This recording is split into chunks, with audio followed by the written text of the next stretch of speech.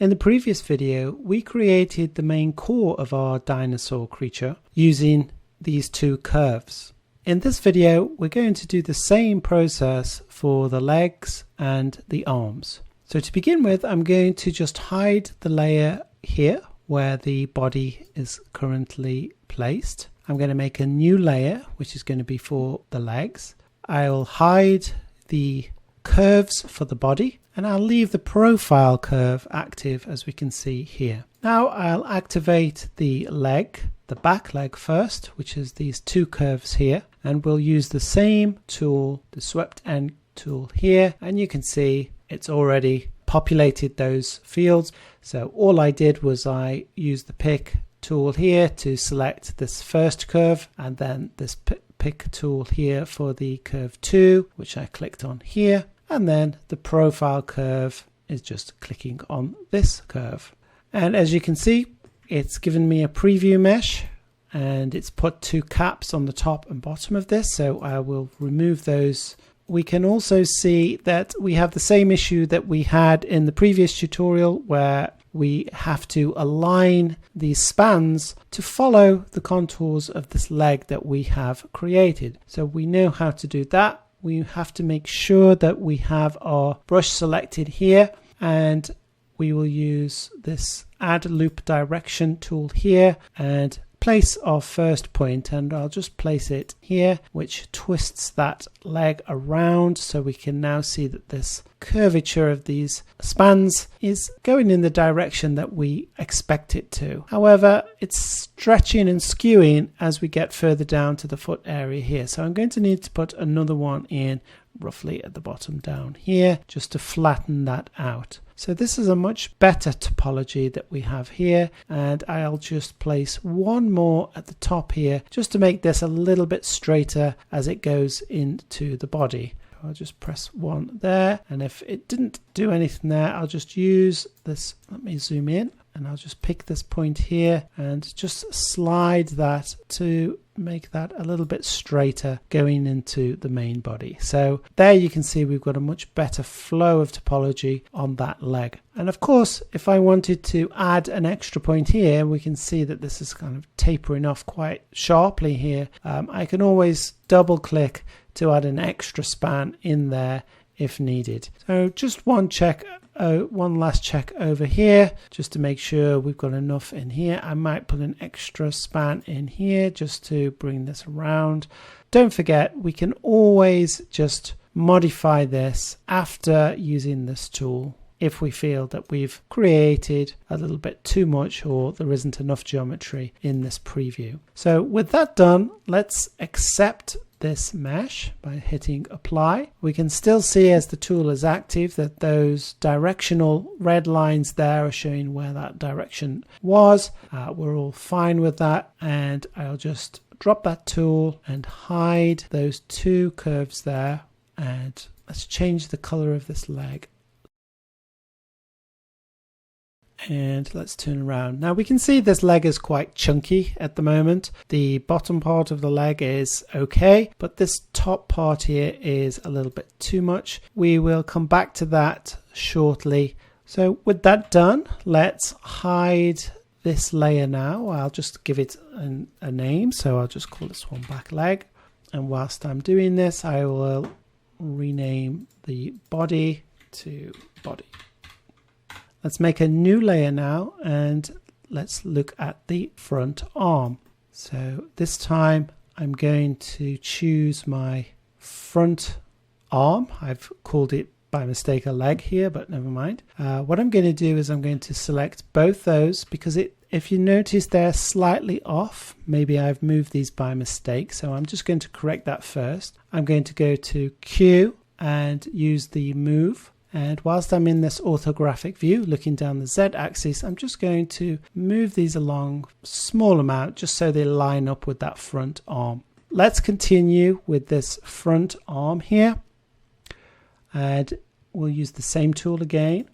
And this time it's still active on the back. What I'll do is just swap these curves over. So I'm picking this curve this time, this one, and we can see that it's transferred those curves, that preview mesh, now over to these curves here.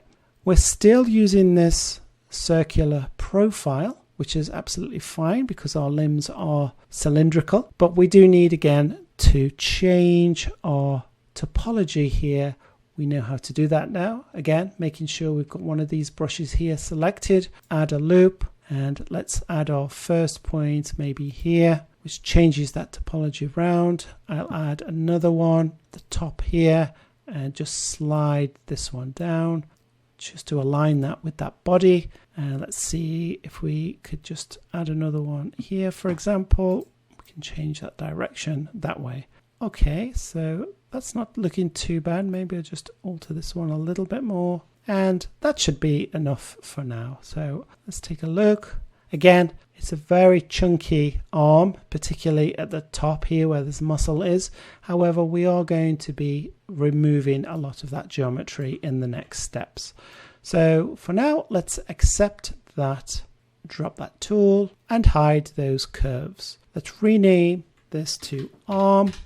And let's introduce our leg back into this and our body just to see where we're at. So we've got a little bit of repositioning to do here, and let's take a look at that. I'll start with the back leg first, and I'm going to choose this icon here, which will select all polygons on this layer. Then I'll use the move tool here and move this into position. We're just going to slide this over in the Z direction until we get it roughly into position. Now I mentioned earlier that we're going to delete some of these polys, and it's on the inside of the thigh here of our dinosaur that we will delete. So I'm just going to intersect it for now because I will delete these inner polys shortly.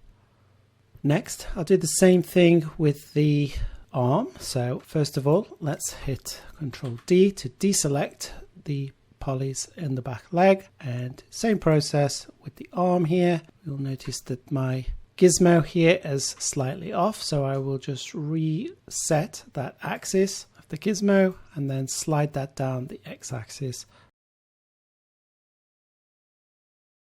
I'll just leave it like that for now, even though actually this arm should be slightly turning inwards, and also looking at the front, turning inwards that way as well. Yes, I'll probably leave that one as it is now, like this. So now we have these three components ready. I mentioned earlier about working on half of this model. So what I am going to do now is I'm going to delete this half of this model here and just work on this side of the model with these two extra limbs that I've created here. And then once they're all welded together and one unified mesh, I will then mirror that over.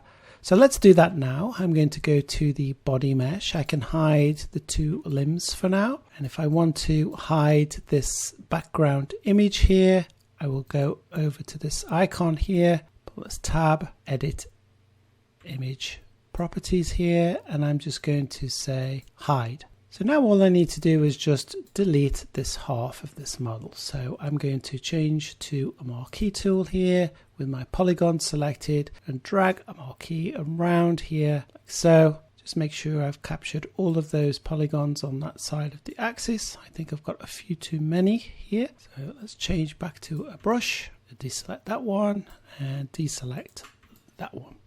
Okay, so that's all of those done. So all I'm going to do now is just hit the delete key on the keyboard to remove those, which gives me this large open edge here. So let's look at how we can now attach this leg to the main body. I'll hide the arm object and I'll also temporarily hide the body. So let me move this over.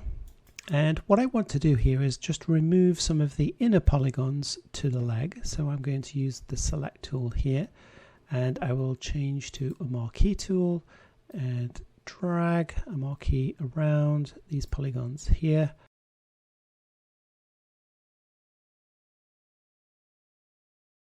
Once those are done, I'll hit delete on the keyboard and I'll get a result like this. So these two rows of polygons at the top also need removing. Just going to remove those and that will leave me with this. So let's bring the body back now and deselect that selection there. And this time I will hide the leg. So I'm looking now to remove some of these polygons in here. So I need my polygon tool and I will remove this amount here. So these 9 polygons here and hit delete. So here I've brought back my reference image. So I'm just going to toggle down the editing parameters here, and if we use these inside opacity sliders here, we can kind of gauge the shapes that we need based on our reference at the back here. So we have this large muscle mass here going around to the knee here, but it arcs over in a almost elliptical way here. So we need to match those shapes up. So let's move this out of the way for now. I'm just going to hide that and collapse that down. And let's have a look at how we can make these shapes.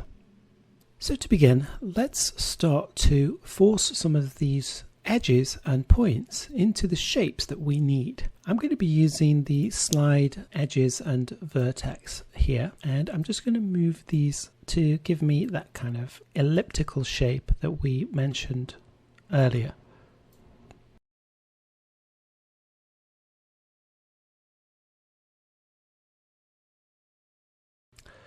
And let's do the same for this back leg. But with this leg here, what I want to do is I want to actually create some geometry to make this more elliptical at the top. So I will change the tool here and choose a edge selection of these two. And I'm going to choose transform. And I'm just going to extrude these upwards and just scale them inwards slightly, down.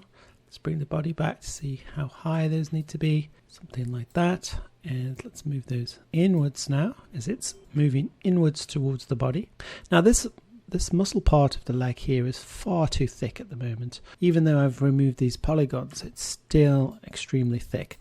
But that's something we can correct and shape using the brush tool later in the process. So I'm going to drop that selection now. I'll move over now to, let's choose the add and split tool, and I'm going to use the on plane feature here, and I'm going to right click on this point, and then I'm going to move up an edge and then connect that to the other side. So it's still off slightly. You can see that I'm created that on exactly the right plane that I was intending, but from a shape point of view, it's still not quite right. Let's do the same here. So once I've got that, I'll just use the move tool now and just bring these points to where I need them to be.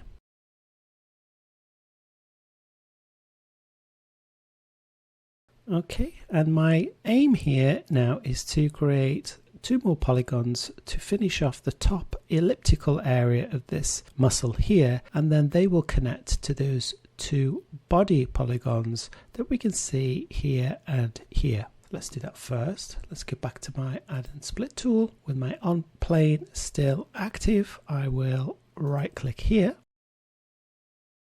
connect those 2 together, and connect those 2 together. A little bit of shaping. And so we can see where these 2 are going to meet. Now, as I've said, this is a little bit off because it's a little bit too thick. So I'm just going to increase the size of this brush here. I'm going to hide the body for now, and I'm just going to push this inwards slightly.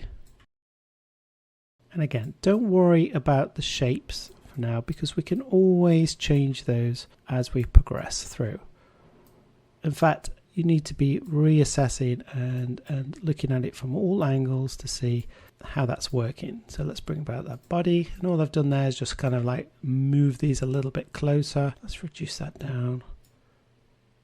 Let's go back to my move tool here and just bring these out.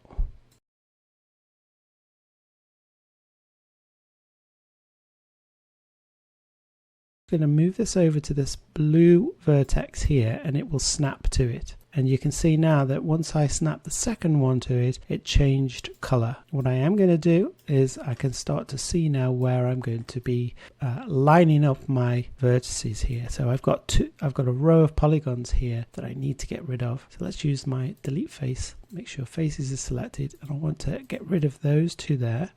And I'm going to connect these here. I'm going to connect this one here, which will help me to make a polygon here. So I'll just do that quickly. Let's turn off the on plane now, and I'm going to use the quads tool here. Let's change the extrusion method to direct and snap that there. Again, it looks really ugly, but we're going to shape and smooth it all out. You can also see here that I have a row of polygons going this way, and then I have two sets of polygons here, and then it goes back into one set. So what I'm going to do is just remove this row of polygons here for now. Now always be careful when you do that to make sure that you get any extra points, and very quick way of just removing those points there. We've got an extra point here that we don't need. We can just weld it. So we just make sure we've got none here. That's fine. And I'm going to weld this point to here and this point to there. Whoops. In the next video, we'll continue working on the back leg and also the arm, as well as blocking out the head of our dinosaur. See you next time.